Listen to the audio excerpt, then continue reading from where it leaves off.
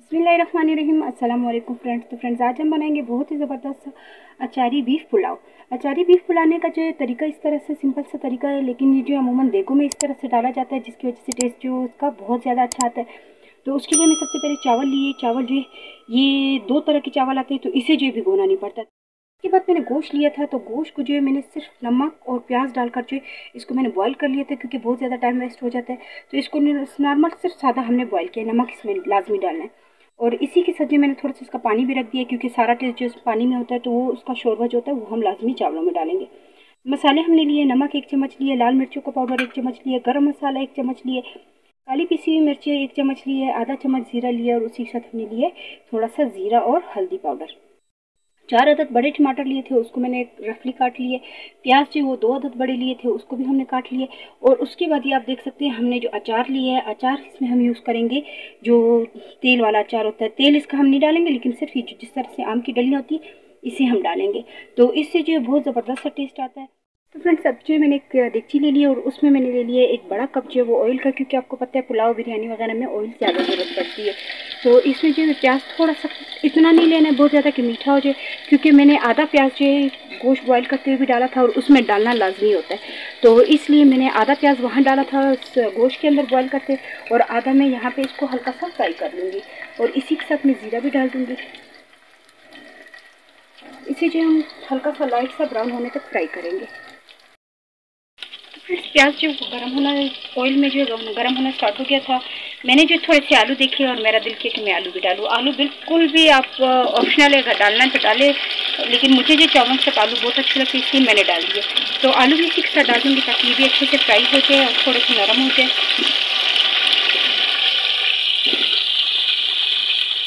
तो फ्रेंड्स, प्याज का कलर आप देख सकते हैं, लाइट सा कलर जो वो आना स्टार्ट हो गया है। इसी में हम डाल देंगे अब जो हमने गोश्त लिया था बॉईल किया हुआ, और उसी के साथ प्याज जो लिए थे वो भी इसमें हम शामिल कर देंगे, और उसे भी हम अच्छे से भून लेंगे। गोश्त जो मैंने हड्डी वाला ही लिया था, क्योंकि हड्डी वाला गोश्त जो इसका टेस्ट अच्छा आता है, तो इसलिए मैंने एक दो बीच में बड़ी बड़ी इस तरह से हड्डियाँ भी डलवा दी थी। तो इसे हम दोबारा से भी अच्छे से भूनेंगे।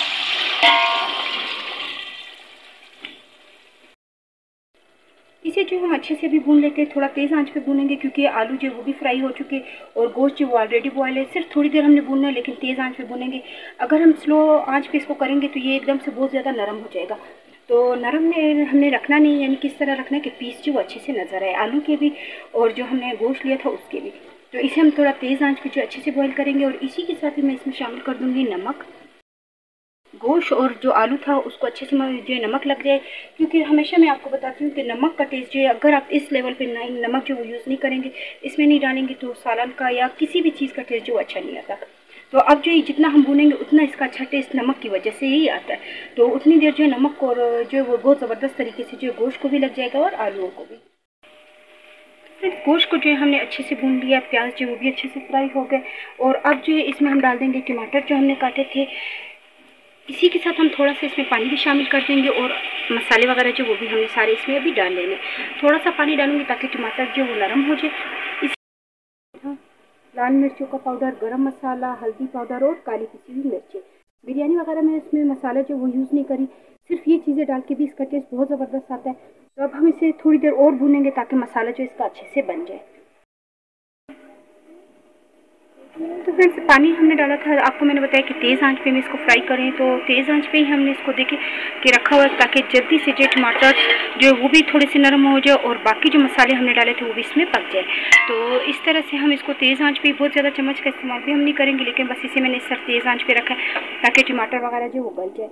और चावल जो अभी तक मैंने भिगो के नहीं रखे हैं, क्योंकि फिर वो बिल्कुल सही नहीं बनेंगे। अगर आप लोगों के चावल जो वो टाइम मांगते तो आप उसे एक 10-15 मिनट पहले भिगो के रख सकते, लेकिन फ़िलहाल जो मैं बना रही हूँ उसमें हमें बिल्कुल भी उसको भिगोने की ज़रूरत नहीं है। और इसी के साथ जो गोश्त बॉयल करी थी उसका पानी मैंने आपको बताया, मैंने थोड़ा सा ज़्यादा लिया था। तो अब इसमें मैं पानी की जगह वही यखनी यूज़ करूँगी। फ्रेंड्स, मसाला जो हमने अच्छे से भून लिया है, ऑयल जो ऊपर आना स्टार्ट हो गया, तेज़ आंच पे ही हमने किया था और अच्छे से हो गया जल्दी से। तो अब जो मैंने आपको बताया कि हमने जो गोश्त बॉयल किया था उसमें थोड़ा पानी मैंने एक्स्ट्रा डाला था, तो अब इसमें जो मैं वही डालूंगी। पानी एक्स्ट्रा पानी नहीं डालूंगी, क्योंकि उसमें जो है बहुत अच्छा इसका टेस्ट आ जाता है। तो वही जो हमने गोश्त बॉयल किया था उसी पानी को इसमें शामिल कर देते हैं। यखनी जो वो मैंने डाल दी है, अब इसको जो मैं तेज़ आंच पे बॉयल होने के लिए रखती हूँ, और जितनी देर ये बॉयल होता है उतनी देर में चावल धो के ले आती हूँ। फ्रेंड्स इसका पानी जो हमने अच्छे से खुश कर लिया, बिल्कुल थोड़ा सा पानी रह गया है। तो अभी आप देख सकते हैं इसे मैं बिल्कुल हल्की आंच पे जो है दम पे रख दूँगी। 1-2 दफ़ा तेज़ आंच पे करूँगी। अभी जो मैंने गैस जो दोबारा से आहिस्ता कर लिया था ताकि आपको वाज़ेह नज़र आ जाए कि इसमें कितना पानी होना चाहिए। चावल के दाने आप देख सकते हैं नज़र आ रहे हैं, आलू गोश्त वगैरह नज़र आ रहे हैं, तो इसका मतलब बस इतना पानी काफ़ी होता है इसको दम लगाने के लिए।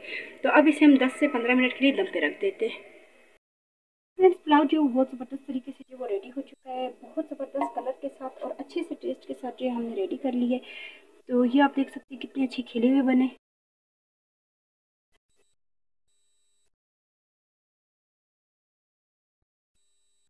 कलर भी आप देख सकते हैं बहुत ही ज़बरदस्त सा कलर जो भी आया और जायका जो है इसका बहुत अच्छा आ रहा है क्योंकि अचार की जो खुशबू इसमें आ रही है चावलों के हर दाने को लग गई, क्योंकि हमने उसे फ़ौरन जैसे ही बॉईल करने के लिए डाला था, अचार डाल दिया था, तो उससे ये फ़ायदा होता है कि सारी चीज़ों को जो है अच्छे से अचार का टेस्ट आ जाता है। तो ये अब चावल के दाने भी आप देखिए कितने ज़बरदस्त तरीके से जो है खिले हुए बने, गोश्त जो वो भी ऑलरेडी बहुत अच्छे से गला हुआ है।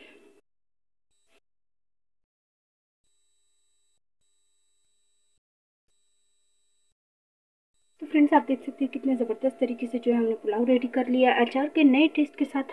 उम्मीद है कि आपको रेसिपी पसंद आई होगी, तो प्लीज़ मेरी वीडियो को लाइक करें, सब्सक्राइब करें और ज़्यादा से ज़्यादा शेयर करें। इंशाल्लाह नेक्स्ट वीडियो में मुलाकात होगी। अल्लाह हाफ़िज़।